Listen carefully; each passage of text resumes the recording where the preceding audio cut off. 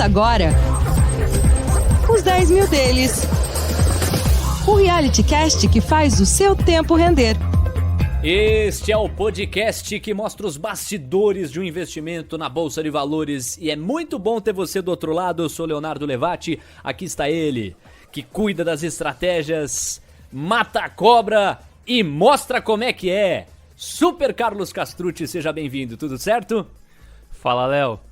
Certo não tá, né? Mas vida que segue, vamos continuar aqui fazendo nossos investimentos pra ficar rico aí no longo prazo, né? Xiii, quando começa assim... meus amigos, olha aí, destaques de hoje. Já imagina, né? Na carteira deles, nossa grana... Ai, que dor, caiu de novo, R$12.170. A gente explica por quê. Tem beabá da bolsa, bear market e bull market. O mercado do urso, o mercado do touro. Você vai entender por que esses dois animais são usados para ilustrar momentos distintos do mercado. Tem também, claro, o Ibovespa, e dessa vez mais valioso que a fortuna do Warren Buffett. O reality cast que faz o seu tempo render começa agora.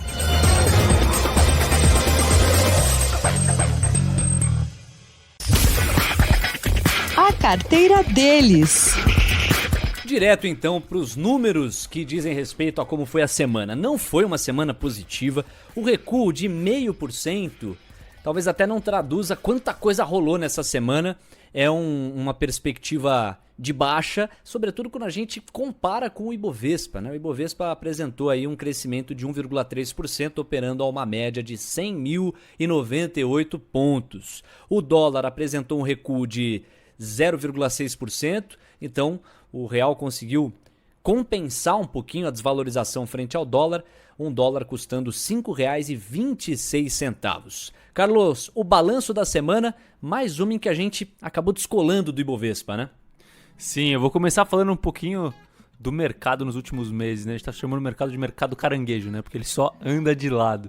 Até teve uma sacada muito boa do Faria Lima Elevator falando que parece que a gente tá num looping infinito, né? Você já viu Dark, a série Dark, onde você fica num looping infinito? Parece que a gente tá no looping infinito dos 100 mil pontos. A gente comemorou tanto ele que agora ele não sai mais. Então a gente sobe acima dos 100 mil pontos, aí cai abaixo, aí sobe acima, pra ficar comemorando toda vez.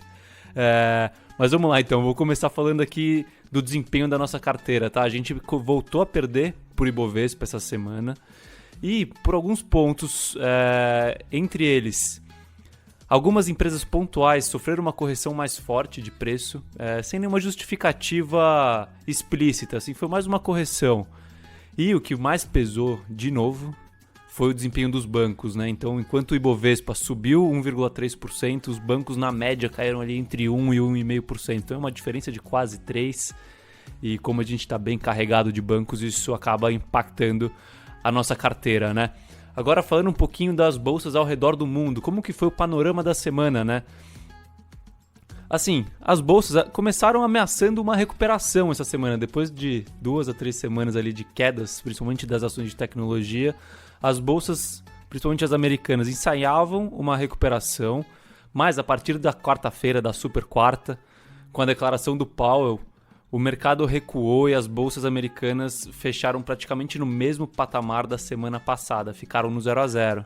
Super quarta porque foi uma quarta de coração batendo forte. A decisão sempre relevante do Jerome Powell em relação aos juros norte-americanos.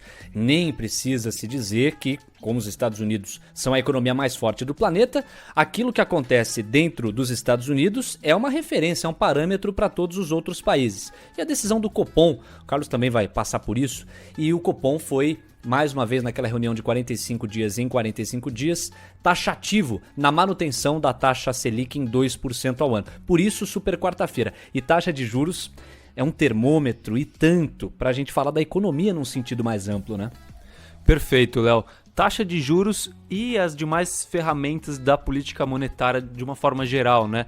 E por que o mercado começou a cair depois da fala do Powell?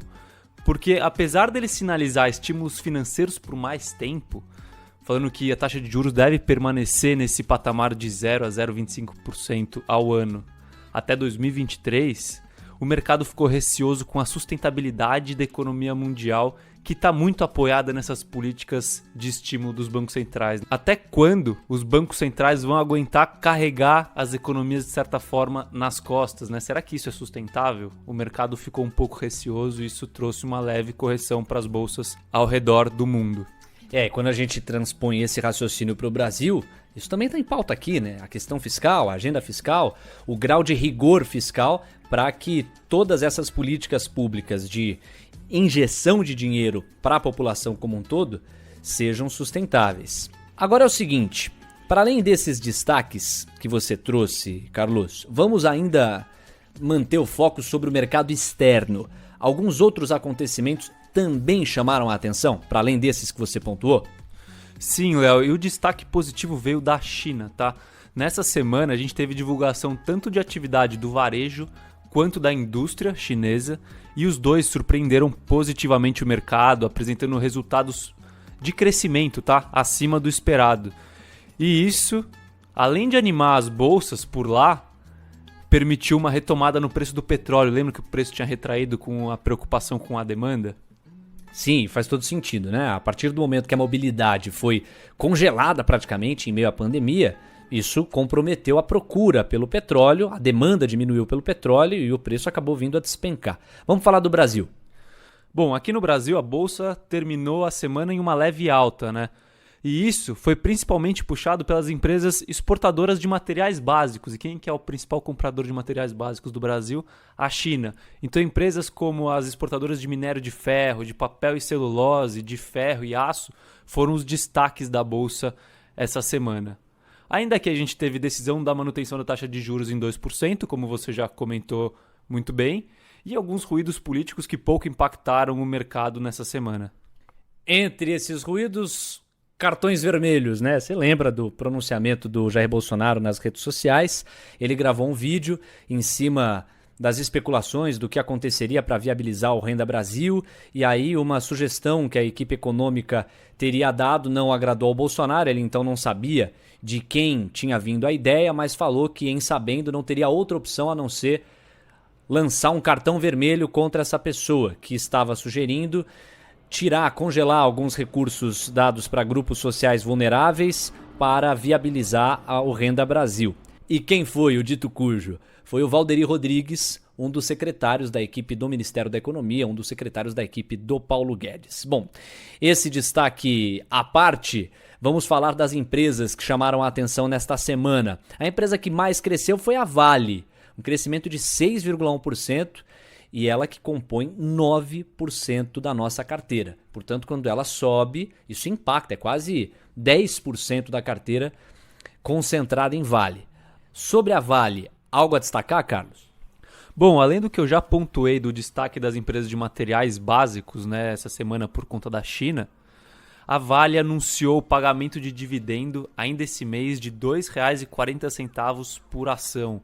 Isso, no preço atual, dá mais ou menos 4% de dividendo para o investidor, entendeu? Então, se você tem R$100 investido na Vale, você vai ganhar R$4. Além disso, ela anunciou o pagamento antecipado de um valor relevante da sua dívida. E isso por quê? Porque a empresa gera muito caixa, né? É uma empresa muito saudável do ponto de vista operacional. E desde 2019, ela não distribuía nada para os acionistas. Além disso, o cenário bom para o minério de ferro, que vem desde o ano passado, fez com que a empresa gerasse ainda mais caixa e ficasse com isso acumulando caixa, né? Lá porque não estava pagando para os seus acionistas.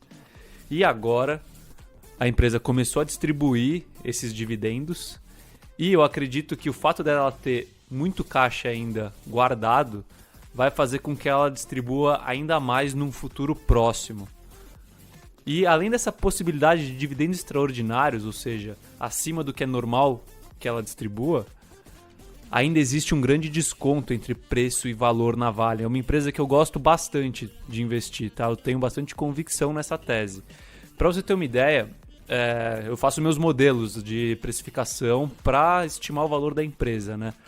Nos meus modelos eu estou usando o preço de minério a $90 a tonelada, enquanto o preço atual do minério está em $125.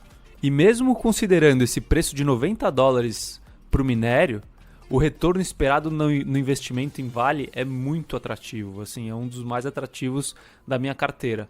Fora isso, é uma empresa dolarizada e que, caso a gente tenha um estresse aqui interno e que o dólar suba, ela está protegida.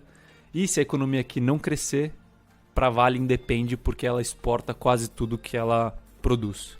Vamos para a empresa que menos cresceu na carteira, no caso decresceu, é a Valid, um recuo de 6,7%. Ela ocupa uma posição relativamente pequena na nossa carteira, 2,5%.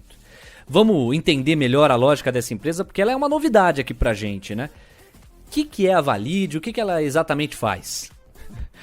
Acho que essa é uma das empresas que eu até brinco, falo, se você me perguntar qual que é a melhor empresa da Bolsa, com certeza eu não sei te dizer. Mas se você me perguntar qual que é a empresa mais difícil de definir e explicar, com certeza é a Valid. É uma que, vou fazer um relato aqui pra vocês, eu torcia pra ela não ficar nem na maior alta nem na maior baixa, porque é muito complicado de explicar ela. Mas bom, vamos lá, eu vou tentar aqui. Começando então um pouquinho pela história de vida da empresa, né? Uma empresa com mais de 60 anos e com um histórico constante de transformação e adaptação.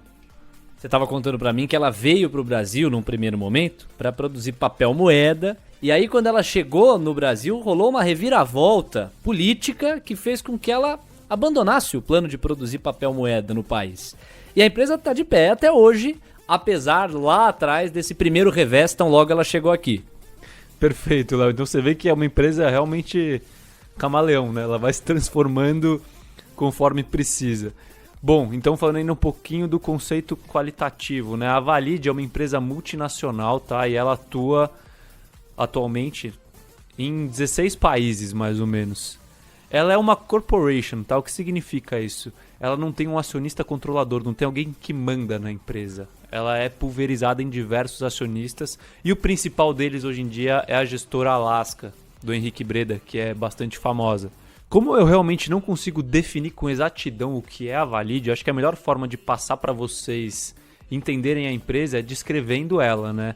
Bom, primeiro ela é uma empresa que oferece soluções de tecnologia utilizando tecnologias que já existem, mas ela não cria novas tecnologias. Então, isso significa que é uma empresa que precisa de menos investimentos, né? Porque tecnologia, como evolui muito rápido, uma empresa que produz tecnologia tem que estar em constante evolução e evoluindo muito em pesquisa e em desenvolvimento, senão a tecnologia dela fica obsoleta, concorda? Perfeitamente. Então, de novo, é uma empresa que oferece soluções de tecnologia utilizando tecnologias já existentes. Então, ela não assume o desafio de ficar criando novas tecnologias, o que é um desafio e tanto.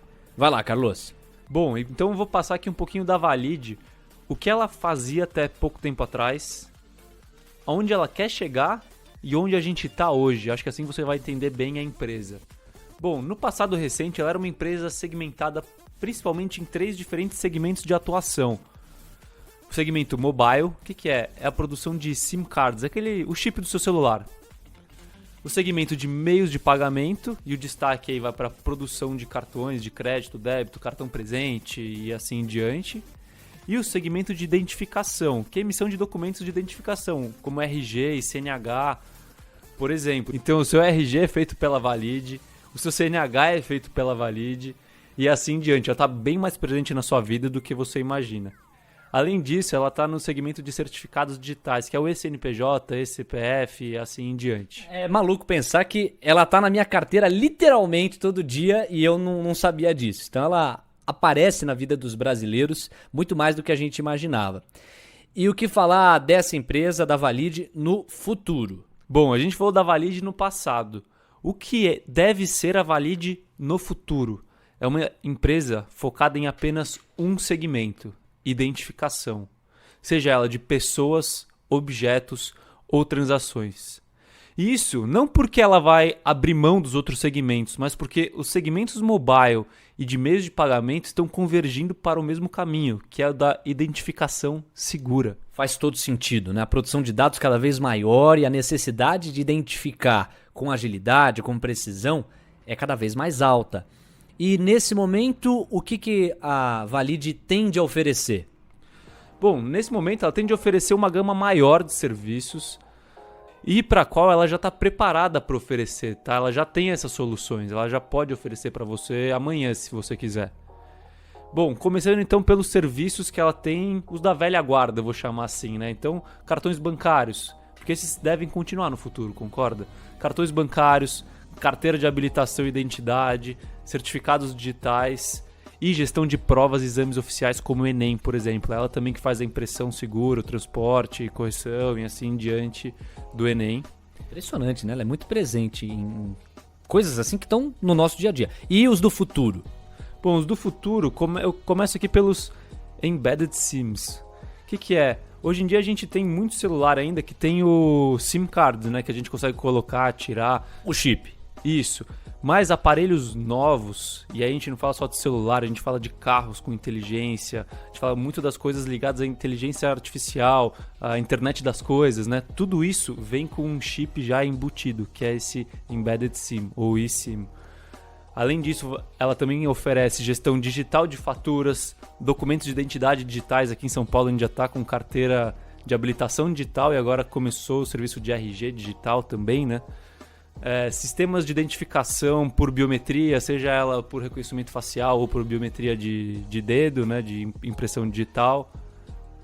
Serviços de rastreabilidade de objetos, através de selos que são rastreáveis por computador e assim em diante. Soluções para gestão de cidades inteligentes. Tem uma implementação já no ABC, agora me foge a cidade, se eu não me engano é São Caetano. Plataformas de venda direta de grãos entre produtores e mercados. A Valide, ela comprou há uns 2 anos uma empresa de tecnologia para o agronegócio, que é algo relativamente revolucionário. Além de sistemas de armazenamento inteligente, então de controle de estoque, principalmente nesse segmento de agronegócio também. É impressionante e eu acho que essa é uma das coisas mais saborosas assim do investimento na bolsa. Você é sempre empurrado a pensar no futuro, sempre desafiado a imaginar, projetar cenários e cruzar esses cenários que você projeta a partir das evidências que você tem com as empresas que estão lá à disposição. E a julgar por tudo que você descreveu até agora, dá para dizer que a Valide ela tem uma potencial relevância muito grande, cada vez maior, pensando no futuro, porque tudo isso que você foi destrinchando é super importante, né? Auxiliar na digitalização de vários processos, acelerar na identificação segura de objetos, de pessoas, de estruturas, de locais, faz muito sentido. Vamos falar um pouquinho mais dela para fechar a tese por trás da Valide. Bom, a gente falou de passado e a gente falou de futuro. Onde a Valide se encontra hoje? Ela está numa fase de transição entre o passado e o futuro. Ela já tem as soluções do futuro, ela ainda oferece as soluções do passado, mas quase todo o resultado da empresa ainda vem das soluções do passado, entendeu? Que são soluções que algumas delas vão ficar obsoletas, estão ficando obsoletas. E o que acontece?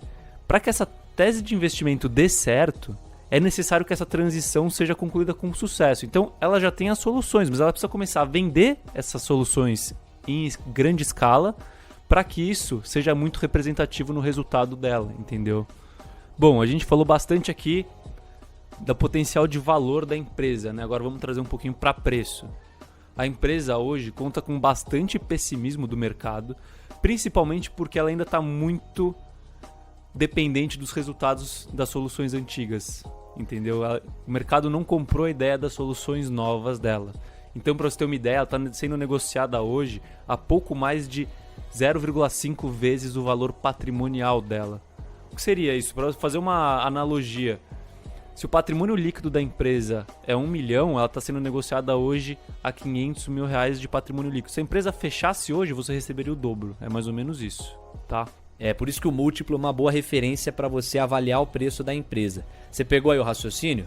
Então vamos supor, para facilitar mesmo, né? O valor patrimonial da empresa é 2. E o preço a que ela está sendo negociada é meio vezes o valor patrimonial. Então meio vezes 2 dá 1. Você está pagando 1 para uma empresa que vale 2. Se ela fechar, por lei, o valor patrimonial é distribuído aos acionistas. Então você está pagando 1 para uma empresa que vale 2, mesmo que dê tudo errado e ela feche, você vai conseguir dobrar basicamente aquilo que você está investindo. E o risco de não sucesso? É grande? É pequeno? Como é essa conta, Carlos? Bom, o risco de não sucesso dessa transição ainda é grande, tá? E por isso a gente tem esse pessimismo excessivo com a empresa.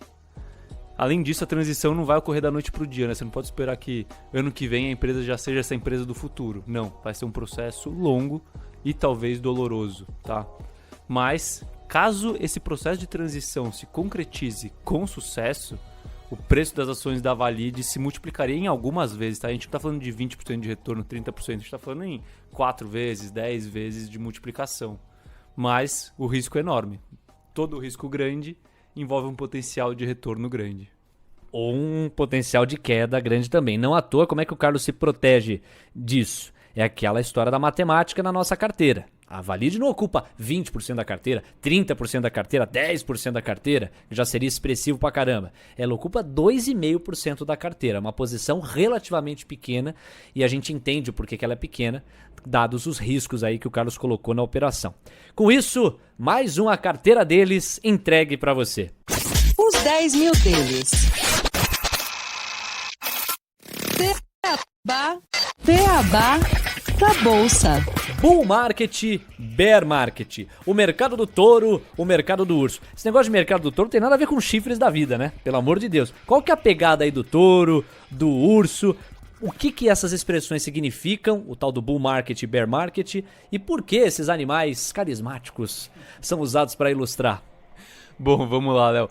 Primeiro, o que é Bull Market? Bull Market é um mercado de alta.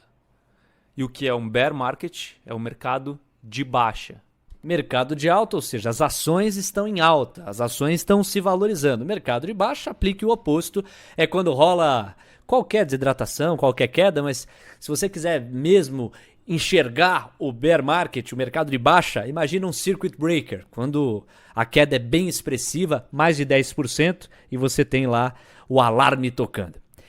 Por que esses animais, Carlos? O Brasil quer saber.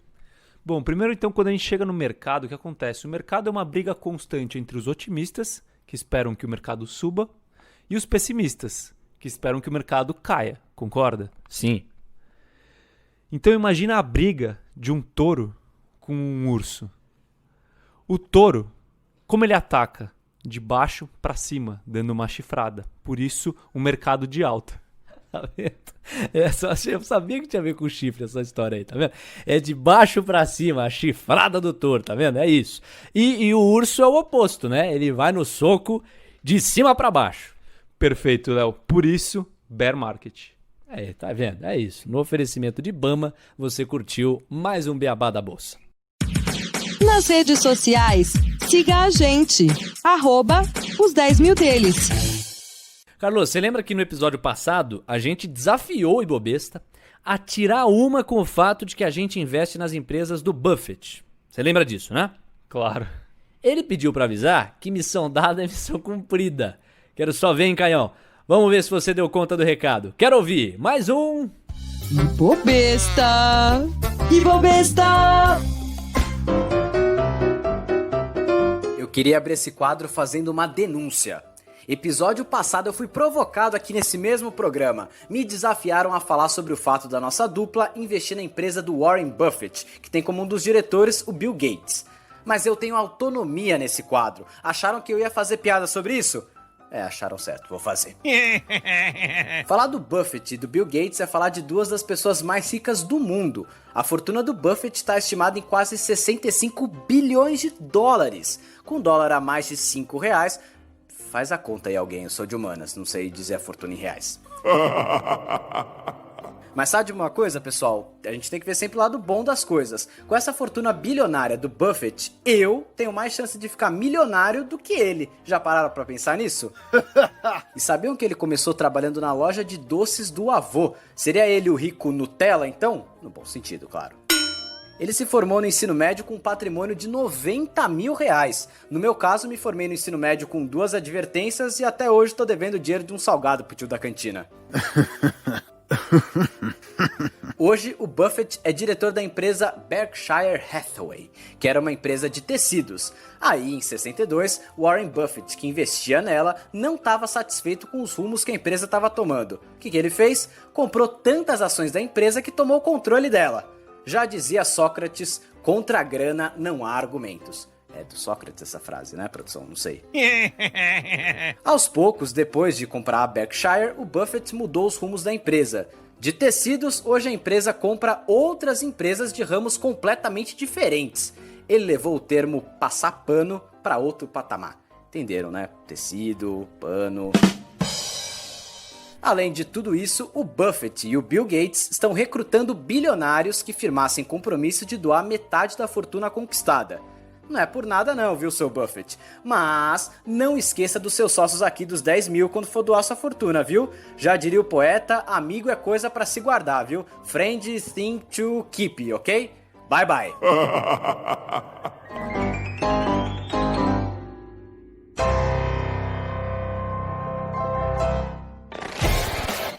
Já seguiu a gente nas redes sociais?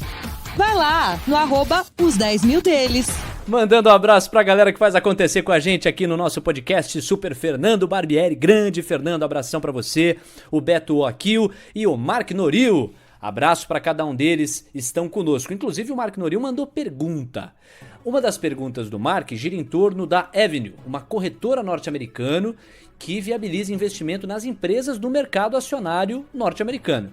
Carlos, ele pergunta aqui como é que funciona a operação, essa operação se dá pelo Brasil ou realmente é tudo dos Estados Unidos, qual que é o caminho? Conta um pouquinho aí para ajudar o Mark. Bom, vou contar um pouquinho então do que é a Avenue, tá? A Avenue, assim, o projeto deles é muito legal. Eles viabilizaram que pessoas com pouco dinheiro, porque antigamente, até 2 anos atrás, para você investir lá fora, nos Estados Unidos diretamente, você tinha que ter muito dinheiro. Então, assim, é coisa de $100 mil pelo menos para você conseguir abrir uma conta num private banking lá fora para conseguir fazer investimentos. O que a Avenue é? É um projeto de brasileiros que abriram uma corretora de valores, assim como a XP aqui, lá nos Estados Unidos mesmo, tá? Então ela é uma corretora norte-americana, mas o site é tudo em português porque ela é feita por brasileiros para brasileiros. Como que funciona o investimento lá? Quando você abre uma conta na Avenue, você pega e manda dinheiro para uma parceira deles, isso tudo direto pelo aplicativo da Avenue, que é uma corretora de câmbio. Aí você decide quando você quer fazer a transferência do real para o dólar. Conversão. Isso, quando você faz essa conversão, esse dinheiro cai lá na Avenue, lá nos Estados Unidos, e pelo aplicativo deles você consegue investir nas empresas negociadas na Nasdaq, empresas negociadas na Bolsa de Nova York, ETFs, que tem diversos ETFs por lá, de renda fixa, de fundos imobiliários, assim em diante. Então, você tem acesso ao mercado norte-americano de investimentos, de certa forma. O que é ETFs? Oh, goodness. ETFs são fundos que replicam um certo índice. Aqui a gente tem, por exemplo, o BOVA11. BOVA11 é um ETF do Ibovespa, ele replica o Ibovespa. Grande Bovão. Você investe em BOVA11 e o que acontecer com o Ibovespa vai acontecer com o teu investimento. Ele subiu a alegria, ele desceu, você xinga todo mundo. É assim. E lá nos Estados Unidos os ETFs são esses fundos que estão atrelados a um determinado índice. Muito bem, Carlos Castrucci, você leva jeito pra coisa mesmo. Só que o que acontece? Aqui no Brasil, esse mercado ainda é muito subdesenvolvido, então a gente tem poucos ETFs de poucas coisas. Lá nos Estados Unidos a gente tem ETF de tudo. Se quiser ETF de ouro, ETF de fundos imobiliários, ETF de renda fixa, ETF de dívida corporativa de países emergentes, tudo isso você vai encontrar lá no mercado americano e tudo isso você consegue comprar a partir da Avenue. Fora isso, a taxa de corretagem deles é em conta. Então você, com pouco dinheiro, realmente você consegue montar uma carteira de investimentos por lá. Se eu tivesse a Bolsa Brasileira na mão, amanhã eu ia fazer um ETF do arroz. E ainda em cima da participação do Mark Noril, ele traz uma outra pergunta que tem a ver sobre como se posicionar através de uma carteira no seguinte aspecto. Ele pergunta aqui: Carlos, como é que eu sei se eu devo ficar com as empresas que estão na minha carteira pelos dividendos que ela pode me pagar no futuro, ou se eu devo encerrar a minha posição nessas empresas? E aí eu imagino que alguns critérios têm que ser levados em consideração, né, Carlos? Sim, então eu vou começar aqui falando o seguinte. Independente se é uma empresa pagadora de dividendos ou uma empresa não pagadora de dividendos, você vai saber se está no momento de vender ela ou não quando você percebe que o preço está próximo do valor. E para você saber se está próximo ou está distante, você tem que saber o valor. E para saber o valor, você precisa fazer toda a análise fundamentalista das empresas. Então, só passando aqui brevemente onde você vai conseguir extrair dados para fazer essa análise. Você vai no site de relação com investidores dessa empresa. Lá você acha formulário de referência, demonstrações financeiras, em alguns casos planilhas, que já facilitam porque você não tem que planilhar nada. Para a partir daí fazer toda a análise que a gente sempre fala aqui no podcast, a gente tem uma série sobre isso e com isso conseguir determinar o valor da empresa para comparar com o preço e tomar a sua decisão. Capricha, viu, Mark? Dá uma ouvida a partir do episódio 8, que você vai acompanhar a série especial que a gente colocou de pé sobre como calcular o valor de uma empresa. Preço a gente olha, não tem segredo nenhum, abriu a tela, achou, tá lá no Home Broker, uma coisa chique, você operando, investindo, fazendo acontecer. Agora o valor, esse dá trabalho. Eu não acredito, acabou já? Temos que ir embora? Então, muito obrigado a você que esteve com a gente em mais um episódio, você que nos acompanha pelo seu player favorito. Estamos também no YouTube, não deixe de nos acompanhar por lá também. Nas redes sociais, @os 10 mil deles, esse 10 aí é numeral 10. Eu apresentei e eu editei. Dizem que o Carlos comentou, não é isso, Carlos? Um abraço pra você. Fala, Léo. Tentando comentar aqui sempre, me justificar quando convém, né? Mas é isso. Gente, obrigado pela audiência mais uma vez. Semana que vem estamos aí para explicar mais sobre o mercado de investimentos. E um abraço. Muito bem. O Caio é o nosso produtor, o Matheus Fernandes cuida das mídias digitais e da identidade visual do projeto, e o nosso Matia Mistro é o responsável pelo marketing, o nosso marqueteiro. Salve, Matia! Um abraço para você, boa semana e até a próxima. Tchau!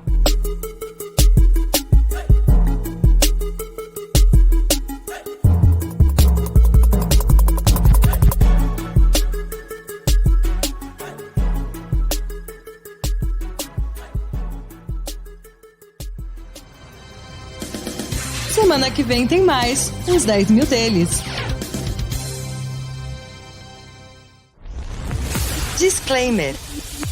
As opiniões dadas pelo gestor de recursos Carlos Castrucci sobre empresas de capital aberto e demais ativos financeiros investidos por ele podem configurar conflito de interesse com você, ouvinte. Deste modo, reflita sobre a precisão e a validade dessas opiniões a partir dos seus próprios critérios. Além disso, qualquer comentário sobre investimentos reflete única e exclusivamente a opinião do Carlos. Não se trata de qualquer recomendação de investimento.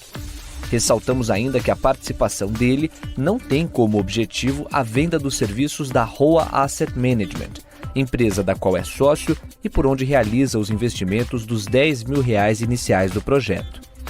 O investimento destes recursos vem sendo realizado pelo Carlos da mesma forma como são investidos os recursos dos clientes da Roa. O projeto Os 10 Mil deles persegue as melhores práticas mundiais para o mercado financeiro na atuação de Carlos como gestor de recursos. Assim, ele não vai comunicar alterações na estratégia de investimentos antes de executá-las para os próprios clientes.